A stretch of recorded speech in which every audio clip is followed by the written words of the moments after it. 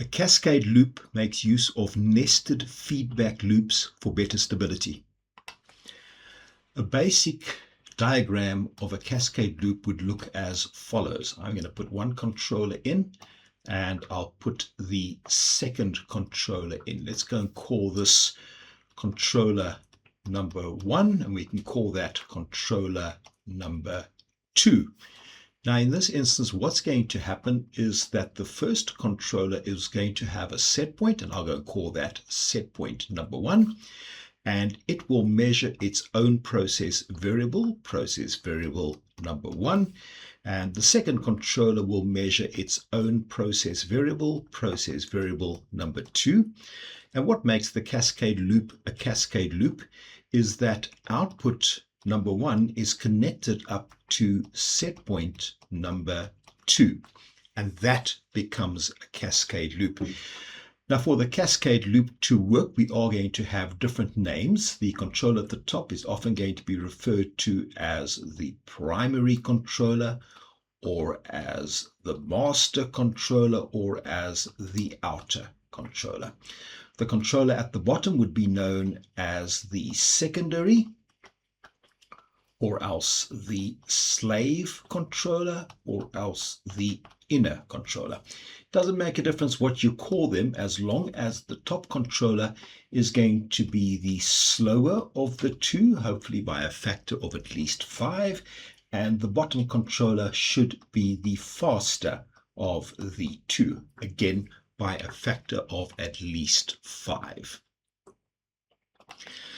I want to show you where this is going to be relevant. Imagine that you have something such as a boiler, and in the case of the boiler, we're going to have cold water that will come in, and the whole idea is that we would like to heat the water up to the point where it becomes hot water. I'm just going to change the color of it, and that would be the hot water coming out. So we've got cold water coming in and we've got hot water coming out. Now, the traditional way to go and control this would be to put in a temperature controller, and that temperature controller would then feed its signal to a temperature indicator and controller, and that could sit inside your PLC or inside your DCS. That controller is possibly going to have a set point, and the output of that controller would then operate on my final control element. Maybe we've got a steam line coming in, and that steam line happens to have a control valve, and that would be it, and that's going to put steam into the boiler, and we'll get the necessary heating up. Now this is going to work perfectly as long as my steam pressure does not fluctuate. I can go and put in one set of PID values inside the temperature controller and it would operate just perfectly. But what if the steam pressure was to change? That would make the control quite difficult, and in a case like that we'd have to take a different approach. My different approach would be to put in a cascade loop. So what I'm going to do is on the steam line, I can put in a flow transmitter, and that will become the process variable that comes to the next controller. And this controller is going to sit right over there, and this now becomes a flow controller. I'm going to call it the flow indicator and controller. Have a look at how the output of the temperature controller now becomes the set point of the flow controller, and the flow controller will then still send its signal to the final control element. We've now got two feedback loops that are going to give us greater stability. The one loop is going to be the faster loop, which is the one that you can see in blue, and that is going to control the flow of my steam. And then the overall control is going to be the one in red, and that is going to be the temperature controller. So getting back to the image that we have gone and created, you can see that my steam temperature would come in as the first process variable, and we're going to have the flow, the steam flow, that is going to come in as the secondary one. So the secondary one is going to be the flow, and the primary one is going to be the temperature. Probably take out the word steam over there and just call that temperature. It's going to be the outlet The outlet temperature is going to be the process variable for the top controller, and then the steam flow is going to be the process variable for the next controller, the secondary controller. I have now brought up a simulation of what we have just gone and drawn, and if you look very carefully, there's going to be two controllers. On the left-hand side, we have the temperature controller, and on the right-hand side, we're going to have the steam flow controller. That forms my cascade loop. Let's see how the loop is going to work. If we go to the controller on the right-hand side, which you can see is in manual, one can imagine that is going to be the steam line going into the boiler. So we can take the output, which is sitting at 35%, and increase that to 45%.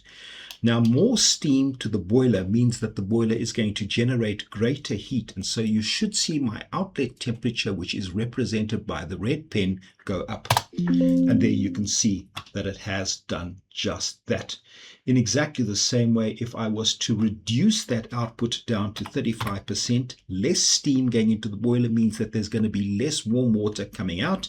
And again, you can see that the red pen is going to reduce. So that immediately shows us how that loop can work in manual.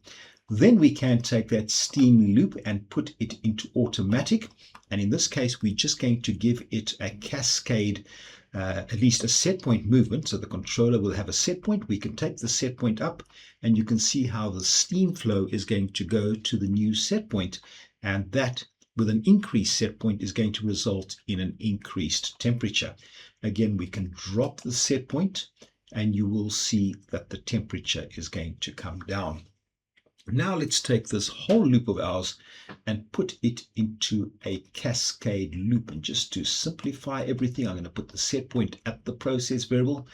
Let's go to the steam controller and just give it a cascade mode, and go to the temperature controller and make sure that it is going to be in fully automatic. Now what you should see happening is when the operator changes the outlet temperature set point, the cascade loop is going to kick in, and there we have the outlet temperature going to the new set point. And wherever you go and change it, it's going to do it very, very well. So we've now got two controllers which are working together as a cascade loop.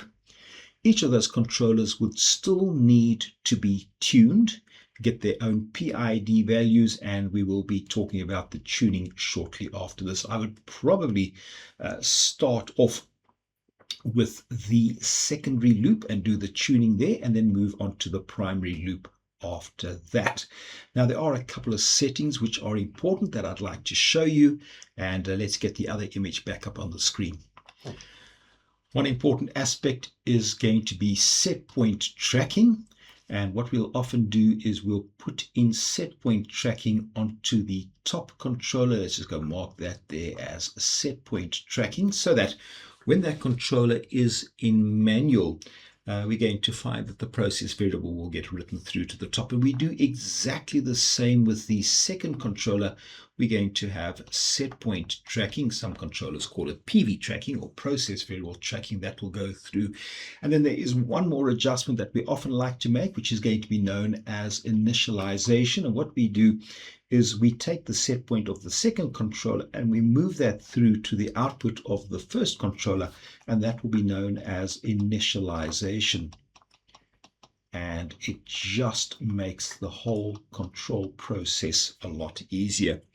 And that, in conclusion, is going to be our cascade control. So as you can see, we are going to use multiple controllers, typically two, although I have seen it done with three controllers, one primary and two secondary controllers, and that will give us a very effective control.